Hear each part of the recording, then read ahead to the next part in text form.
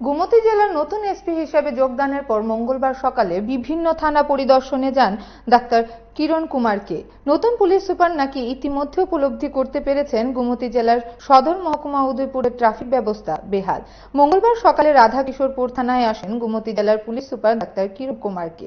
তিনি এসে প্রথমে সেলামি গ্রহণ করে রাধাকিশোরপুর থানার বিভিন্ন কক্ষ পরিদর্শন করেন। পরে তিনি বলেন, রাজ্যের মুখ্যমন্ত্রী ইচ্ছা অনুযায়ী নেশামুক্ত রাজ্য গড়ে তোলা, তাই গোমতী জেলাকেও নেশামুক্ত করার পরিকল্পনা রয়েছে। তেমনি উদয়পুর ট্রাফিক ব্যবস্থাকে ঢেলে সাজানোর পরিকল্পনা রয়েছে বলে জানান গোমতী জেলার নতুন পুলিশ সুপার।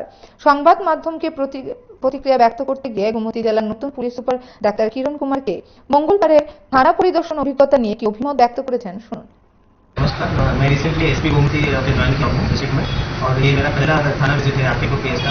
तो ये डिस्ट्रिक्ट का सबसे जनरल विजिट किया है, और मेरा एम होगा कि भी हमारा जो मिशन है पूरा उसका में मैं काम करूँगा।